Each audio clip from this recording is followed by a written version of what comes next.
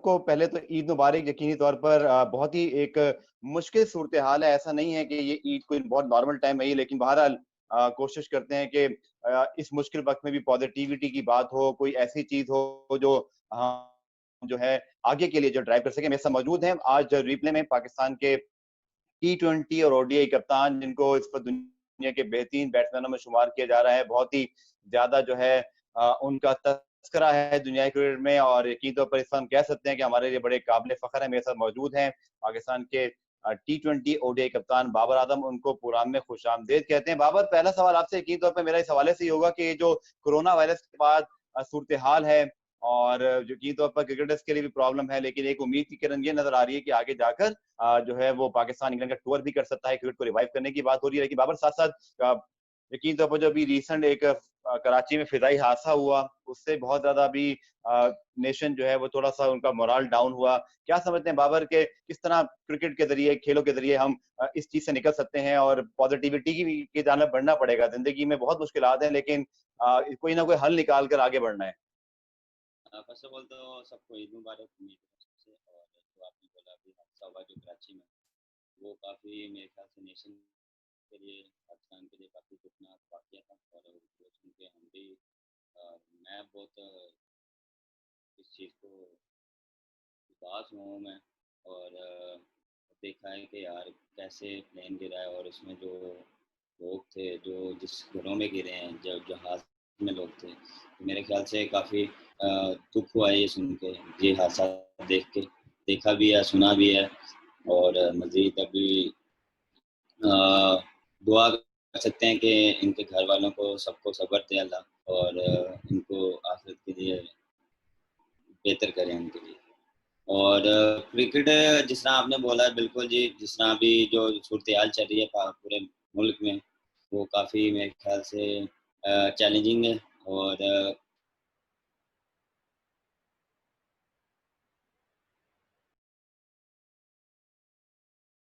तो एहतियाती तदबीर के साथ मेरे ख़्याल से वो वक़्ती टाइम पर टाइम करनी चाहिए।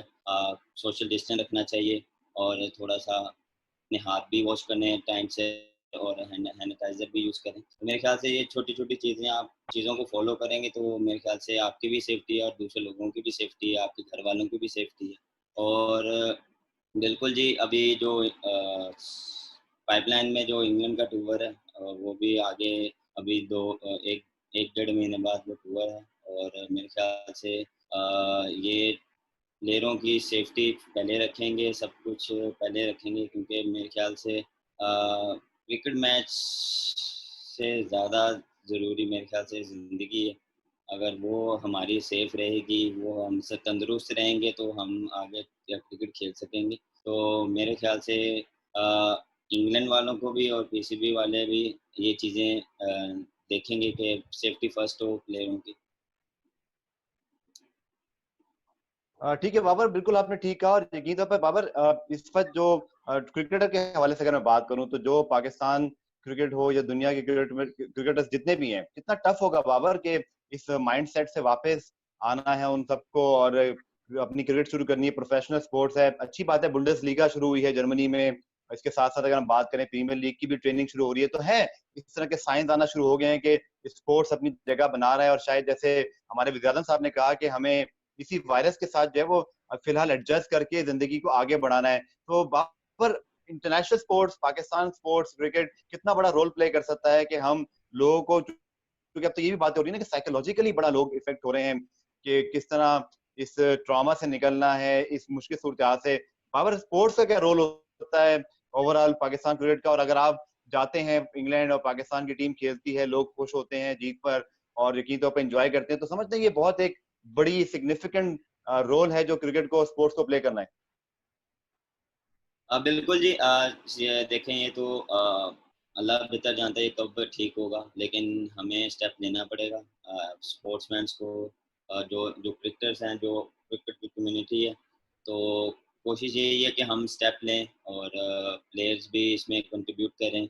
और आईसीसी भी कंट्रीब्यूट कर ही रहा है।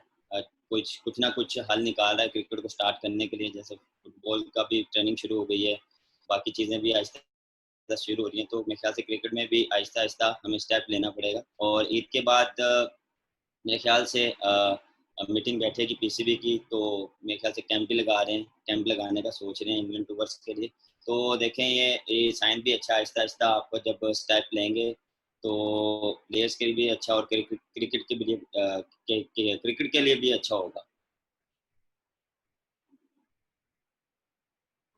ठीक है बाबर, साथ साथ अगर आज बात करें तो मेरी बड़ी कोशिश होगी इस इंटरव्यू में कि जो बाबर आजम की जर्नी रही है बाबर, वो भी जरूर आप से जाने, और यंगस्टर्स हैं उनको मोटिवेट रखें, क्योंकि पॉजिटिव बात करना भी बहुत जरूरी हो गया। बाबर, पहली मर्तबा अगर मैं आपसे पूछूं कि क्रिकेट की याद जो आपको याद है, कि आपने पहली मर्तबा क्रिकेट को कब रियलाइज किया, बैटिंग का शौक था या सिर्फ बॉलिंग भी करते थे, और पहली आपकी याद क्या है क्रिकेट से जिसने आपको इंस्पायर्ड किया कि आप क्रिकेट खेलेंगे, आप और पढ़ाई या बाकी कामों की ज्यादा, जैसे नॉर्मल पाकिस्तान में लड़के जवानी में या आप समझ लें लड़कपन में कर रहे होते हैं कि जी किसी का कोई शौक होता है, बाबर को क्रिकेट ने किस तरह अट्रैक्ट किया शुरू में?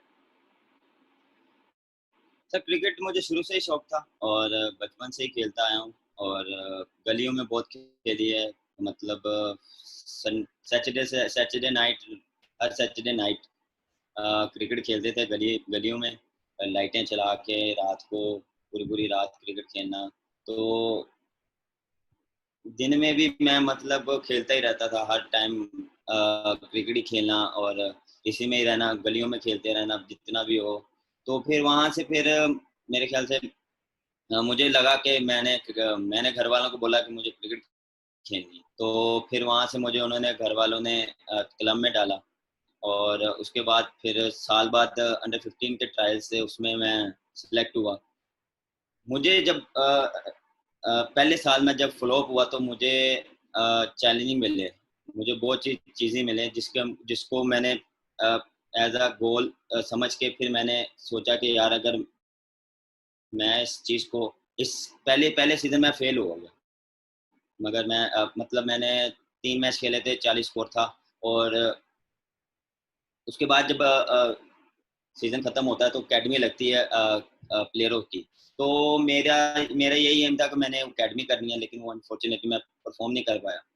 तो फिर वो मैंने वहाँ पे सोचा कि मुझे अगले साल टॉप करना और इस अकेडमी में जाना है। तो वहाँ से मेरा जर्नी शुरू हुई कि यार नहीं, अब मैंने कुछ करना है। अगर मैंने क्रिकेट स्टार्ट की है, प्रोफेशनली स्टार्ट की है, तो मुझे कुछ ना कुछ करना है। फिर अगले साल मैंने पूरी मेहनत की।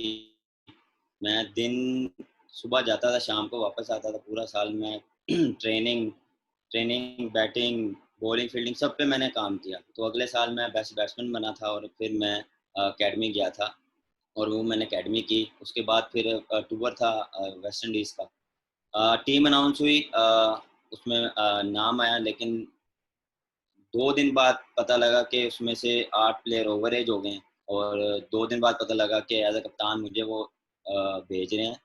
तो यहाँ से भी एक मोटिवेशन मिली। फिर वेस्ट इंडीज़ गया, वहाँ पे वर्ल्ड कप खेला, वहाँ पे भी बेस्ट बैट्समैन बना। तो फिर यहाँ से मेरी आहिस्ता आहिस्ता जर्नी शुरू हुई। फिर मैंने आहिस्ता आहिस्ता गोल सेट किए अपने, स्टेप बाय स्टेप, जैसे अंडर 19, अंडर 23, फिर पाकिस्तान है, फिर पाकिस्तान, ऐसे मेरी जर्नी शुरू हुई। बाबर, आपकी फैमिली में भी यकीनी तौर पर जो आपके कजन्स हैं, कामरान हैं, उमर हैं, अदनान हैं, तो एक फैमिली आपकी ऑलरेडी क्रिकेट में थी। तो बाबर, ये भी एक इन्फ्लुएंस होता है जब आप आगे बढ़ रहे हो, छोटे हो, और आपसे ये कामरान वगैरह तो सीनियर थे, तो कभी ये चीज हेल्प करती है क्रिकेट के, जो मुझे लगता है माशाल्लाह आप लोग की फैमिली में जो इसके जो जीन्स कह लें या जो इसके अंदर टैलेंट है, वो बहुत ही माशाल्लाह 4 क्रिकेटर्स पाकिस्तान को अब तक प्रोड्यूस हो चुके हैं, तो ये चीज भी हेल्प करती है बाबर? डेफिनेटली, देखें जब बैकग्राउंड आपका क्रिकेटर्स वाला हो तो वो डेफिनेटली आपको हेल्प करती है। और बिल्कुल, जब स्टार्ट की थी तो थोड़ा सा उन्होंने पुश भी किया, उन्होंने समझाया चीज़ों का भी थोड़ा सा गाइड किया, जो आगे जाके मुझे हेल्प मिली। और बिल्कुल जी, जब आपके कज़न या कोई ख़ानदान में कोई क्रिकेट खेलता हो तो आपको वो भी काफ़ी चीज़ बूस्ट अप करती है, तो उस चीज़ का काफ़ी हेल्प मिला था। बाबर, अब बात करते हैं आपकी जो सबसे फेमस, ऑब्वियसली आपकी बैटिंग में और बहुत सारे फेवरेट शॉट्स होंगे, लेकिन दुनिया दीवानी है आपकी ऑफ आपकी कवर ड्राइव के। तो बाबर, बैटिंग में जब आप शुरू में आपके कोचेस थे या जो आप खुद बैटिंग को एनालाइज किया करते थे, तो शुरू से आपकी भी क्या ये फेवरेट शॉट रही? क्योंकि आईसीसी भी जब वीडियो डालता है तो वो यही आपकी शॉट उसमें इंक्लूड होती है कि दुनिया की सबसे खूबसूरत कवर ड्राइव किसकी। तो बाबर, ये जो कवर ड्राइव की परफेक्शन है, आपकी बैलेंस की बहुत तारीफ की मोहम्मद यूसुफ ने भी और साथ साथ बाकी क्रिकेटर्स ने भी, कि बाबर का बैलेंस बहुत जबरदस्त होता है। तो बाबर, जो आज सुनने वाले हैं न सिर्फ आपके फैंस बल्कि क्रिकेटर्स, कुछ ऐसी चीज आप उनके साथ शेयर करना चाहें जो जो उसको आपने बेस बनाया था। आप कुछ कुछ तो बाबर आपने किया था मैजिकल ऐसा, जो आपकी माशाल्लाह बैटिंग की क्वालिटी है वो बहुत ही डिफरेंट है बाकी प्लेयर से। तो बाबर आजम क्या कहना चाहेंगे अपने यंग उन क्रिकेटर्स को जो आज देख रहे हैं, जो बैट्समैन स्पेशली, कि बाबर ने किस चीज पर ज्यादा फोकस किया, मेहनत की? सर मैंने तो शुरू से ही करता आया हूँ, लेकिन एक चीज़ मैंने नहीं छोड़ी, जो मेरी मैंने शुरू से अब तक मैं करता आया हूँ, वो मैं अपनी जो बेसिक्स थी वो उसको चेंज नहीं किया। जो मेरी प्रैक्टिस थी उसको मैंने चेंज नहीं किया, जो मैं शुरू से करता आया हूँ उससे ही मेरी चीज़ें बेहतर होती गई हैं और मज़ीद बेहतर होती हैं। जब भी मैं फँसता हूँ तो वो मैं चीज़ें दोबारा करना शुरू कर देता हूँ। मतलब मैं अपनी कोशिश यही करता हूँ कि नॉकिंग करूँ जितनी ज़्यादा, मैं शॉर्ट नॉकिंग ज़्यादा करता हूँ, क्योंकि उसमें मेरा बैलेंस ज़्यादा अच्छा रहता है। मुझे शॉट का पता लगता है कि मैंने सही मारी है कि नहीं मारी, परफेक्शन अच्छी होती है। और शुरू में मेरी जो, टू बी ऑनेस्ट, मेरी 2 शॉटें होती थी, कट कट शॉट और ड्राइव।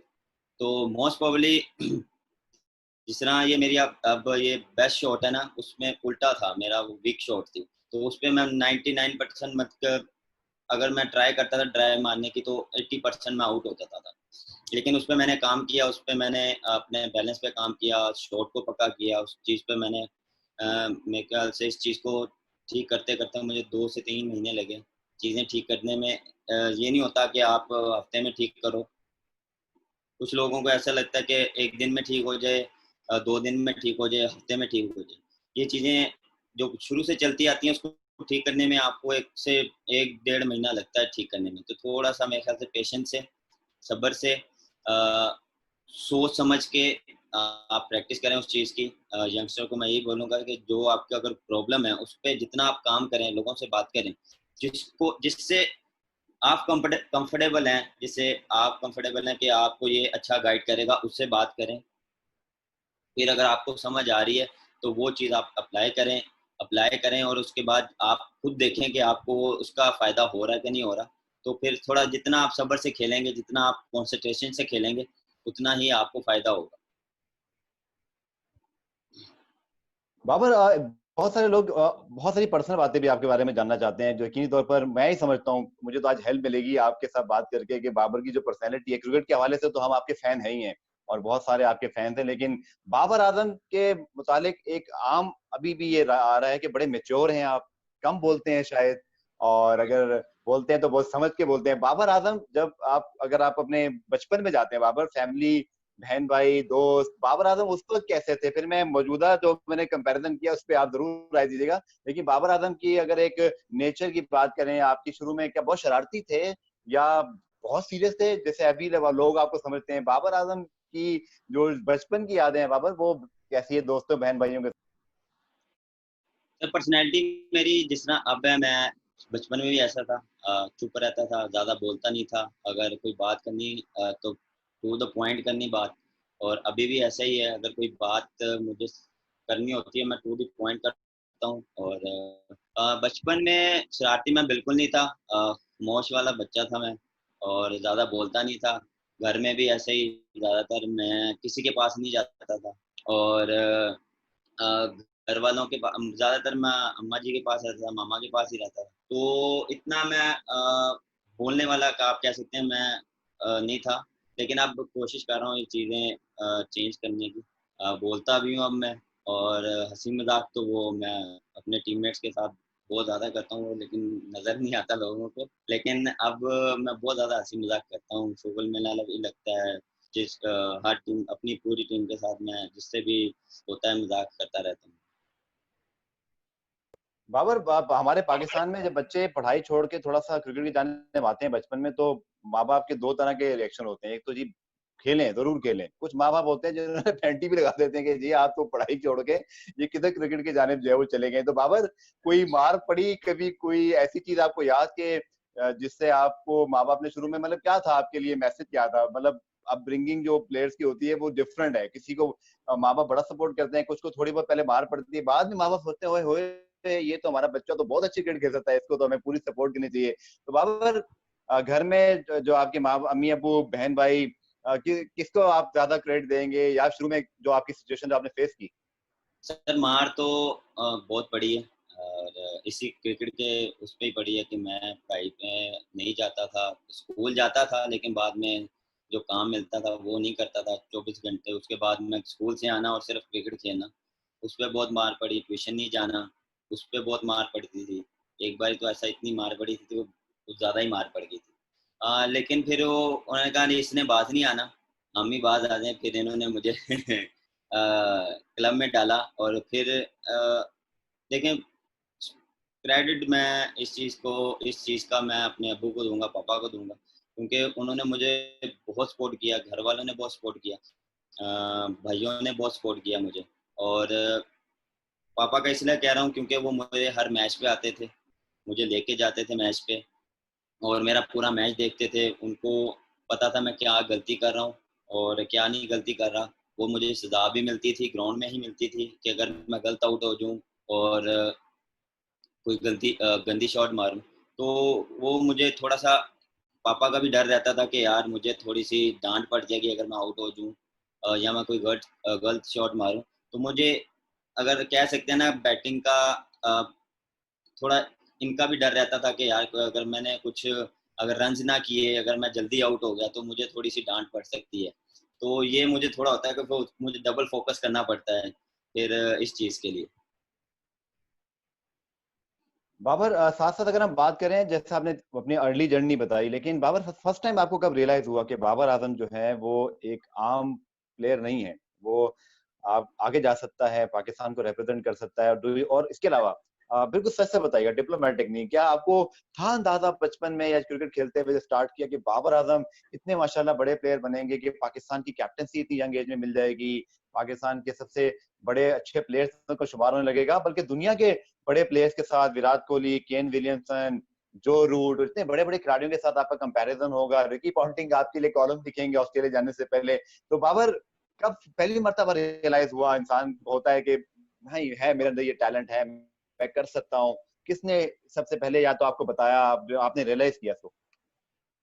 सर जब मैं पहली बार बॉल पिकर के तौर पे, मैं जब पहली बार स्टेडियम में गया, मैंने प्लेयर्स को देखा, उनको खेलते देखा, तो वहाँ पे मुझे एक अ, हो मैंने अपने आप से बात की कि यार मैं भी कर सकता हूँ। मैंने ना या इस ग्राउंड में खेलना है या इन प्लेयरों के साथ, या इंटरनेशनल क्रिकेट खेलनी है मुझे। तो वहाँ पे जब आप अपने इंटरनेशनल प्लेयर्स को देखते थे, यूसुफ भाई को, यूनुस खान को, सलमान बट था, एनजी भाई थे, जब मैं उस टाइम बॉल पिकर था। तो मैंने जब इनको देखा, इनके लिए जब लोग एप्रिशिएट कर रहे थे, बैकअप कर रहे थे, उनके लिए शोर कर रहे थे, तो मैंने भी सोचा कि यार मैं कर सकता हूँ। मैंने वहाँ पे अपने आप को थोड़ा-सा, अपने आप से बात की कि यार अगर मैं मेहनत करूँगा, या एक दिन मैं यहाँ पे ज़रूर खेलूँगा। तो फिर वहाँ से जब आप छोटी-छोटी चीज़ें, एकदम आप इतनी बड़े स्टेज पे नहीं चल जाते, छोटी-छोटी चीज़ों को आपको जोड़ना पड़ता है, स्टेप बाय स्टेप आपको आना पड़ता है। तो फिर देखिए, मैंने एक सोचा नहीं था। मैं हमेशा यही सोचता था कि स्टेप बाय स्टेप आपने ऊपर आना है। एकदम आप बड़ी चीज़ पे नहीं सोच सकते। आप स्टेप बाय स्टेप जब आते हो तो वो फिर आपके लिए भी ईज़ी हो जाती है।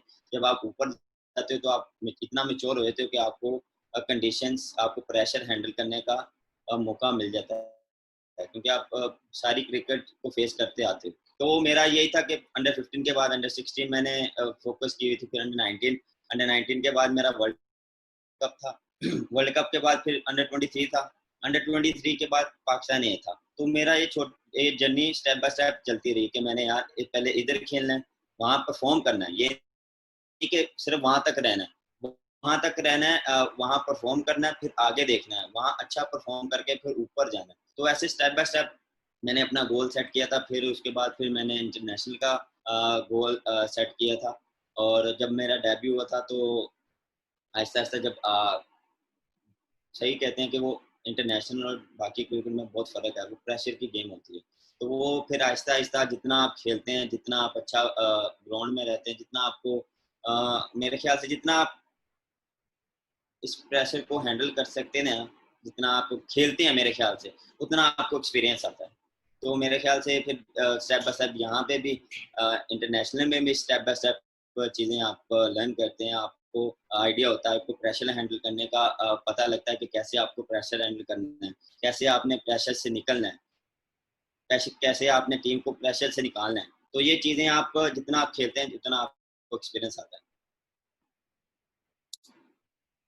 और जैसे आपने खुद जिक्र किया कि international cricket all together different, जब आप स्पेशली अपने मुल्क को हाईएस्ट लेवल पे रिप्रेजेंट करते हैं, वहां पर कितना जरूरी है आपके तवज्जुह से मैं जरूर चाहूंगा नौजवान क्रिकेटर्स को ये पैगाम पहुंचे कि जो आपकी कितनी ज्यादा टैलेंट हो, आप कितनी स्किलफुल हो, लेकिन बाबर क्या रिक्वायरमेंट है जब आप पाकिस्तान की डोमेस्टिक क्रिकेट से या अंडर 19 लेवल से उठ के जब दुनिया में जाके पाकिस्तान को या अपने अपने मुल्क को जो प्लेयर रिप्रेजेंट करता है, ये कितना एक बड़ा डिफरेंस आता है। और दूसरा बाबर, क्या सिर्फ टैलेंट काफी है? जैसे लोग कहते हैं कि आपके पास बहुत टैलेंट है, लेकिन बाबर आपका क्या जवाब होगा? जैसे आपके अलावा मुझे अगर याद आए सईद अनवर, मार्कवा, ये ऐसे प्लेयर थे, आप लोग एफर्टलेस प्लेयर लगते हैं, लेकिन बाबर अंदर की सिचुएशन क्या है? क्या लोग जितना आसान समझते हैं कि बाबर आजम बहुत टैलेंटेड हैं तो उनके लिए क्रिकेट बहुत आसान होगी, या बाबर कितनी मेहनत करनी पड़ती है? और आप क्या कहना चाहेंगे कि बीइंग अ टैलेंटेड और फिर स्किलफुल होने के साथ उसकी हार्ड वर्किंग, मेंटली टफ होना, गेम को रियलाइज करना, सबसे बड़ी बात जो आजकल के दौर में क्रिकेट को कहा जाता है कि आपको फोकस भी बढ़ा रहे, क्योंकि आजकल बड़ा सोशल मीडिया का दौर है, आजकल बहुत ज्यादा टीवी और मॉडलिंग का भी आपको ऑफर्स वगैरह हो जाती है क्रिकेटर्स को। बाबर, आप बड़ा इस पे फोकस रखे हुए हैं, ये समझते हैं आपकी कामयाबी की वजह भी है? तो मेरे ख्याल से टैलेंट आपको एक हद तक जाके स्कोर करता है, उसके बाद आपकी हार्डवर्क और मेंटल टफनेस काम करती है। जितना आप फिट रहेंगे, जितना आप फोकस रहेंगे, जितना आप माइंड को क्लियर रखेंगे कि आपको अपनी बैटिंग का, मेरे ख्याल से आपको अपनी बैटिंग का ज़्यादा पता होता है कि आप कहाँ स्टैंड करते हैं। आप उसी में रह के या उसको आप इम्प्रूव कर सकते हैं। आपको ये नहीं कि आप सिर्फ, आपको लोग कह रहे हैं टैलेंट है, टैलेंट है, टैलेंट मेरे ख्याल से एक हद तक आपको सपोर्ट करता है। उसके बाद आपका हार्डवर्क, आपकी परफॉर्मेंस, आपका मेंटल टफनेस, कि जितना आप स्ट्रांग होंगे उतना आप अच्छा परफॉर्म करेंगे, जितना आप ज़्यादा फिट होंगे उतना आप अच्छा ग्राउंड में फील करेंगे। क्योंकि बैट्समैन तब जाके थोड़ा सा स्लो होता है जब आपकी फिटनेस कम हो जाती है। तो मेरे ख्याल से जितना आप अपने आप को फिट रखेंगे, जितना आपको अपने आप को फोकस रखेंगे, क्योंकि चीज़ें बहुत, जिस तरह आपने बात की है, सोशल मीडिया का बहुत दौर आ गया है, और भी बहुत सी चीज़ें आ गई हैं, वो साथ साथ चलती हैं, लेकिन जो आपका काम है उसको आपको पहले रखना पड़ेगा। हर चीज़ आपको अपनी टेबल रखना पड़ेगा, अपने आप को पूरा प्लान करना पड़ेगा कि मेरी ये मेरी टाइमिंग है, इस टाइम पे मैं कुछ और नहीं करूँगा। एक सुबह से लेके शाम तक मेरी क्रिकेट है, फिटनेस है, और जो भी आपने प्लान किया वो उसके दरमियान आप कुछ भी नहीं करेंगे। कोई भी आ जाए, अगर एक्स वाई जी कुछ भी आ जाए, वो आपने 6 बजे के बाद ही आपने अपना वो प्लान करना है। तो मेरे ख्याल से जितना आप फोकस होंगे, जितना आप देखें, अ, अ, मेरे ख्याल से मैंने जो सीखा है, जो मेरे बड़ों ने समझाया था कि यार जितना आप ग्राउंड में रहेंगे, जितना आप ग्राउंड ग्राउंड को टाइम देंगे, उतना वो बाद में आपको टाइम देगी। तो ये कुछ समझ नहीं आया था मुझे, लेकिन ये आहिस्ता-आहिस्ता जब ये बात आपके साथ होती है, आप जितना ग्राउंड में रहते हैं, बाद में उतना आपको वो अच्छा परफ़ॉर्म कराती है, क्योंकि आप 6 घंटे, 7 घंटे आप ग्राउंड में रहेंगे तो उसका आपको रिज़ल्ट मिलेगा भी। अब अगर आप घर बैठे हुए हैं और अल्लाह से आप कह रहे हैं कि अल्लाह करम कर दे, परफॉर्मेंस करवा दे, करना कुछ नहीं, तो मेरे ख्याल से वो अल्लाह सपोर्ट करता है, लेकिन अल्लाह ये भी कहता है कि जाके मेहनत करो। तो मेरे ख्याल से जितना आप हार्ड वर्क करेंगे, आप अपने आप को जानो, अपने आप अपनी बैटिंग को समझो। मेरे ख्याल से मेरा यही होता है कि मैं अपनी बैटिंग को समझता हूँ कि मैं कहाँ गलती कर रहा हूँ, कहाँ मैं अच्छा कर रहा हूँ और कहाँ मुझे मज़ीद इम्प्रूवमेंट की ज़रूरत है। तो मैं कोचेज़ से भी बात करता हूँ, अपने आप को भी एनालाइज़ करता हूँ। तो हर बात यही यही मैं यंगस्टर को कहूँगा कि सबसे पहले अपने आप पे बिलीव रखो कि यार तुम कर सकते हो। और दूसरा ये है कि हार्ड वर्क, टैलेंट एक हद तक जाके आपको सपोर्ट करता है, उसके बाद हार्ड वर्क आपको आगे लेके जाएगा। और फ़िटनेस पे भी लाज़मी, वो फ़िटनेस भी बीच में आ जाती है। और बिलीव रखो अपने आप। बाबर, अगर हम बात करें मौजूदा दौर में जो जिन 4 प्लेयर्स में आपके साथ शुमार होता है फैबुलस 4 का, विराट कोहली ने एक इंटरव्यू में कहा कि आपकी डाइट बहुत मैटर करती है, आप जितना अपने बॉडी को भी अपनी फिटनेस को सीरियस लेते हैं। और कुछ इस तरह की बात भी उन्होंने की कि कभी कभी इतनी भूख लगती थी कि दिल करता था कि शायद बेडशीट पर लेटो तो वो चादर ही जो है उसको मैं चबा डालूं कि भूख लग रही है। लेकिन अब यही बात जो आपने की कि बहुत ज्यादा अपने आप पर जबर भी करना पड़ता है जब आपने एक बहुत बड़ा मकाम हासिल करना है। बाबर, फिटनेस पे, डाइट पे कितने आप फोकस हैं? और जैसे हमारे यहाँ बात होती है कि हमारे पास क्रिकेटर्स जो है वो बिरयानी बहुत खाते हैं शुरू शुरू में, हमारी अपब्रिंगिंग ऐसी है ना बाबर, क्योंकि हमारा कल्चर है, हम इन खानों के आदी होते हैं। तो बाबर, आपने कितना जबर किया और कितना अरसा हो गया कि क्या कुछ नहीं खाया है या क्या खाना स्पेशली शुरू किया है? कुछ इस बारे में, क्योंकि ये जरूर आपके जो आज देखने वाले हैं स्पेशली यंगस्टर्स हैं उनको भी ये चीज कम्युनिकेट हो कि बाबर ने ग्राउंड में तो मेहनत की, लेकिन जो फिटनेस है, डाइट है, जो आपको अपने ऊपर कुछ जाती जबर करने हैं, बाबर ये कितना जरूरी है? बिल्कुल जी, काफ़ी ज़रूरी होता है, सैक्रिफाइसेस बहुत ज़रूरी होते हैं, कि आपको सैक्रिफाइसेस करने पड़ते हैं, आपको टाइम पर सोना पड़ता है, टाइम पर खाना पड़ता है और खाना आपको अच्छा पड़ता है। शुरू में भी हमें भी नॉलेज नहीं थी इसकी, लेकिन आहिस्ता-आहिस्ता इन चीज़ों की नॉलेज आ जाती है। ये चीज़ें आपको टाइम बाय टाइम आपको समझ आती है। अ, फ़िटनेस के साथ आपकी डाइट अच्छी होना बहुत ज़रूरी है और अभी कोशिश यही करता हूँ कि अ, अच्छी चीज़ें खाऊँ जो मेरे लिए बेहतर है और बाकी चीज़ें देखें, खाए हुए काफ़ी देर हो गई है, लेकिन कभी-कभी दिल करता है कि ये चीज़ें खा लें, जो पहले खाते रहे हैं। लेकिन फिर एक चीज़ भी दिमाग में आती है कि यार अगर ये चीज़ें छोड़ी हुई हैं तो आपके लिए ही अच्छा है, आपकी फ़िटनेस के लिए अच्छा है। देखें, सैक्रिफाइसेस बहुत मैटर करती है कि आपको बहुत ज़्यादा चीज़ें जो पहले करते आ रहे हैं वो आपको छोड़नी पड़ती हैं।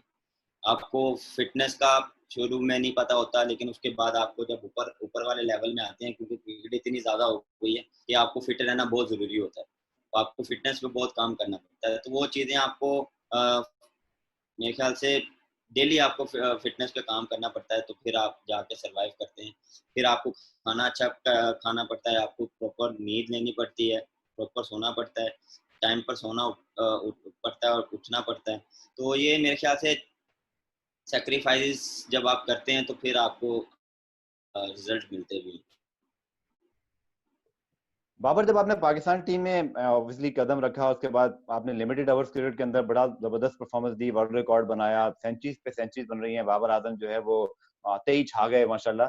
तो बाबर, कितना ये ड्रीम स्टार्ट रहा, क्योंकि लिमिटेड ओवर्स क्रिकेट की हम पहले बात करते हैं, क्योंकि एक बड़ी डिफरेंट फिनोमेना है आजकल क्रिकेट का कि हार्ड हिटर बैट्समैन बहुत हैं, अजीब 360 स्टाइल बैटिंग हो गई है। हम आपकी बात करें तो एक बहुत ही खूबसूरत कॉपी बुक स्टाइल जो हम बात करते हैं, जितने बड़े प्लेयर से मवाजना कर लें उनकी तमाम वो शॉट्स कहीं ना कहीं बाबर आजम के अंदर मौजूद है। सकलैन मुश्ताक ने मुझे इंटरव्यू दिया, वो कहते हैं कि बाबर के अंदर सईद अनवर वाली क्लास भी है, जहीर अब्बास वाला एक पर्सोना भी है, एक अच्छे बड़े प्लेयर्स की तरह डिटर्मिन भी है, बहुत वो कोशिश कर रहे होते हैं, दिख रहा होता है कि वो एक कंपेटिटर हैं, वो हार नहीं मानना चाहते। बाबर, तो जब आपने शुरू में आए तो किन खिलाड़ियों के साथ आपको ज्यादा वक्त गुजारने का मौका मिला? और यंग आप बहुत थे जब आप आए और बहुत सारे और यंगस्टर्स भी थे। कोचेस की अगर हम बात कर लें, कैप्टन की बात कर लें, बाबर किसने आपको वो इन्वायरमेंट दिया? बहुत जरूरी है बाबर मेरे ख्याल में कि जब आप आते हैं जितना बड़ा टैलेंट लेकर आए, लेकिन आपको वो इन्वायरमेंट मिले, आपको वो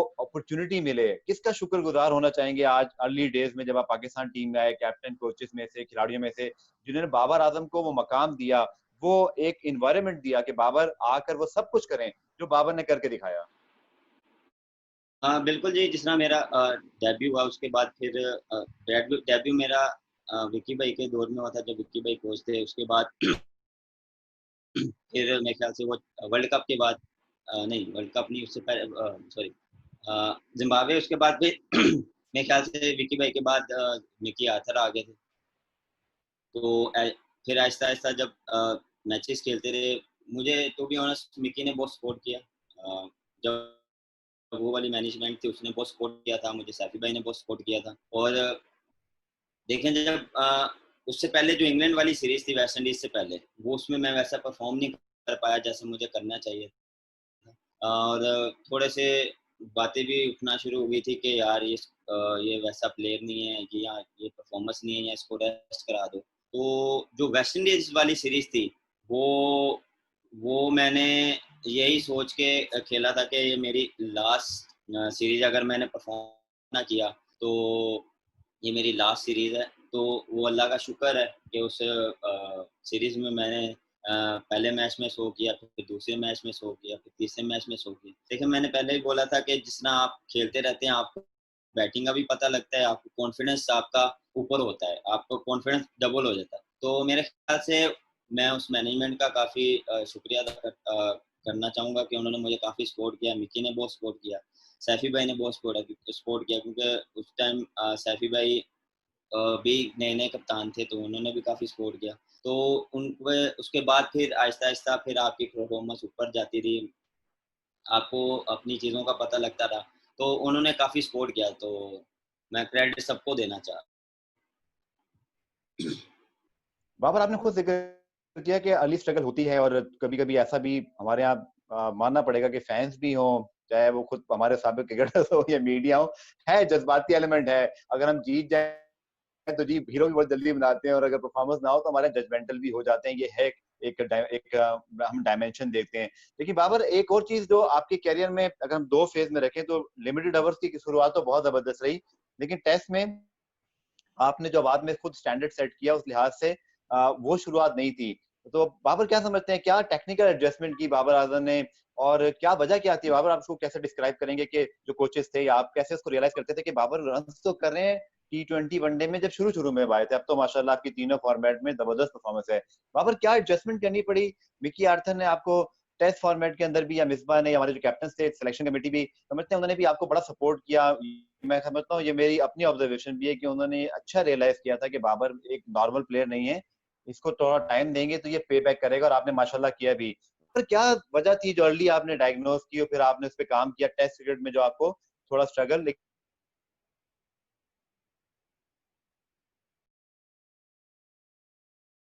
परफॉर्म करते हैं, देखें अप एंड डाउन होते रहते हैं, कभी आप परफॉर्म करते हैं, कभी आप नहीं करते हैं।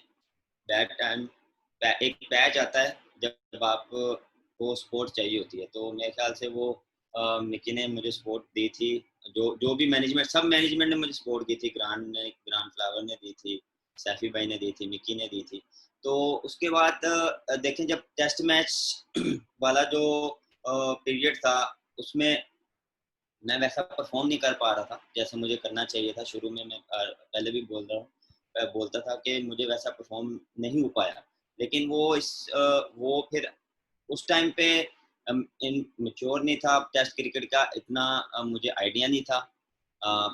फर्स्ट क्लास खेली नहीं, कम खेला था। तो फिर मैंने कोशिश ये की थी कि मैं सीनियर प्लेयर से बात करूं कि कैसे इसको मैं मज़ीद अच्छा कर सकता हूँ। और फिर मैंने अज़हर भाई से बात की, यूनुस भाई से मैंने काफ़ी बात की थी, मिसबा भाई से भी उस दौरान मैंने काफ़ी बात की, असद भाई से, कि कैसे मैंने इसको बिल्ड करना है, कैसे मैंने इसको इम्प्रूव करना है।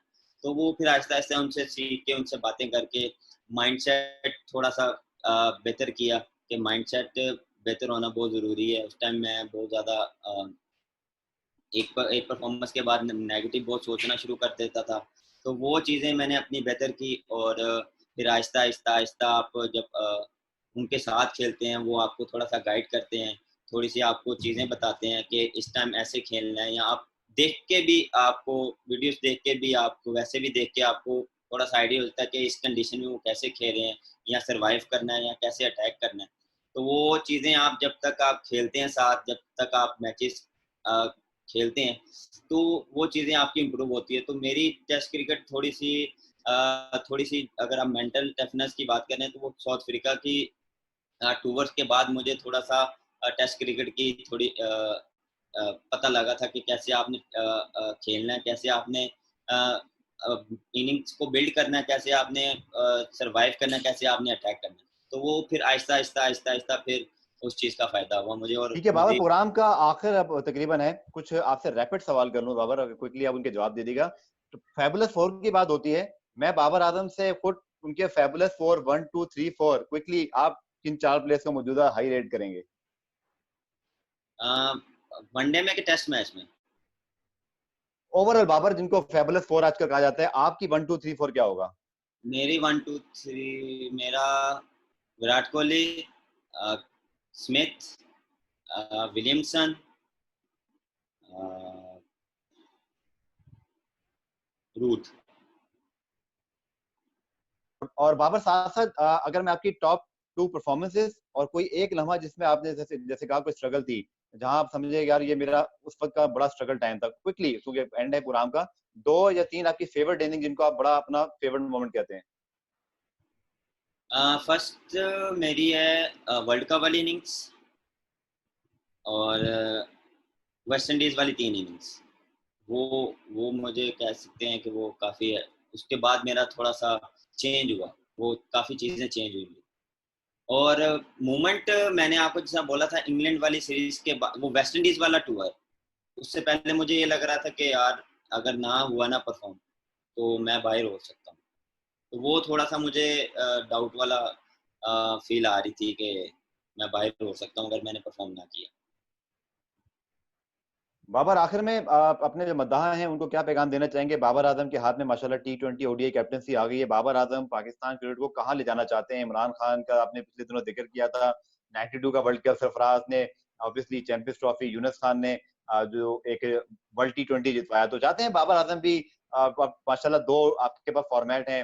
आईसीसी इवेंट्स भी इंशाल्लाह अगले सालों में अगर आते हैं, इस साल तो एक है, अगले साल भी है। बाबर आज़म भी उस फेहरिस्त में आना चाहते हैं जहाँ पाकिस्तान के ग्रेट कैप्टन्स का नाम हो, बीइंग अ क्रिकेटर तो आप आउटस्टैंडिंग है। लेकिन बाबर आज़म किस तरह अपना एक लेगेसी छोड़ना चाहेंगे? बाबर, आखिर में इस बारे में बता दीजिएगा। फर्स्ट ऑफ ऑल पहले तो फैन्स का, लोगों का बहुत शुक्रिया कि उन्होंने इतना सपोर्ट किया, और उनकी दुआओं से मुझे ये ऑनर्स मिले, मुझे दोनों टी20 और वनडे की कप्तानी मिली, और काफ़ी ऑनर्स की बात है मेरे लिए पाकिस्तान टीम की कप्तानी करना। और कोशिश यही होगी कि अपने फैंस को लेट डाउन ना करूं, और उनकी दुआओं से ही जिस तरह मैं एज अ प्लेयर परफॉर्मेंस कर रहा था, अब एज अ कप्तान मैं वैसी परफॉर्मेंस दूं पहले, और उसके बाद टीम को इस जगह सेट करूं, इस जगह ला के खड़ा करूं कि थोड़ा-सा लोग भी खुश हों इससे, और बोर्ड भी खुश हो, और प्लेयर भी खुश हों कि यार हमारी रैंकिंग अच्छी हो रही है। क्योंकि ये चीज़ें तब भी होंगी जब हम अच्छा परफ़ॉर्म करेंगे, हर हर शोबे में अच्छा परफ़ॉर्मेंस करेंगे, अच्छी परफ़ॉर्मेंस देंगे, और अच्छी टीमों के खिलाफ देंगे। तो मोस्ट प्रोबेबली मेरा यही होगा कि मैं सबसे पहले प्लेयरों को कॉन्फिडेंस दूँ, उनको बैक करूँ, और क्योंकि ये बहुत ज़रूरी है कि जितना हम लोगों को प्लेयर्स प्लेयर्स को बैक करेंगे, उनको सपोर्ट करेंगे, वो उतना ही अच्छा परफ़ॉर्म करेंगे। और मैं ये सबसे एक दुआ करूँगा कि जिस तरह वो एज़ अ प्लेयर मेरे लिए दुआ कर रहे थे, अब एज़ अ अब मेरे मेरे मेरे मेरे लिए काफ़ी रिस्पॉन्सिबिलिटी है, और मेरे लिए काफ़ी अच्छा काफ़ी चैलेंज है, नई चीज़ें हैं। तो इंशाल्लाह कोशिश यही करूँगा कि इसको अच्छी तरह से निभाऊँ, नेक दिल से निभाऊँ, और अपना 100% दूँ। बाबर आज़म, आपका बहुत-बहुत शुक्रिया। आपके लिए बड़ी नेक ख्वाहिशात हैं। आपके लिए बेस्ट ऑफ लक, चूँकि बहुत अरसे बाद हमें एक ऐसा प्लेयर मिला जिस पर हमें फ़ख्र है। जब हमारे इतने 4-5 बड़े दुनिया के प्लेयर्स में आपको शुमार किया जाता है, तो एक बहुत अच्छी ब्रांड ऑफ क्रिकेट पाकिस्तान की भी इंटरनेशनली सोशल मीडिया पे जाती है, आपका जब शॉट्स दिखाए जाते हैं। आपको बेस्ट ऑफ लक कहेंगे। बाबर, आपका ज़ाती तौर पे मैं बहुत शुक्रिया अदा करूँगा, आपने वक़्त निकाला इंटरव्यू के लिए, और उम्मीद करते हैं कि जब ये कोरोना वायरस के बाद जब से इंग्लैंड का टूर आई रियली विश कि हो और आप वहाँ पर जाएँ, परफॉर्मेंसेज़ अच्छी हो और पाकिस्तान का नाम आप ना सिर्फ as a captain, as a player, बल्कि कैप्टन भी बहुत ऊपर लेके जाएँ। जिन लोगों ने इंटरव्यू देखा, आप सबका भी बहुत-बहुत शुक्रिया।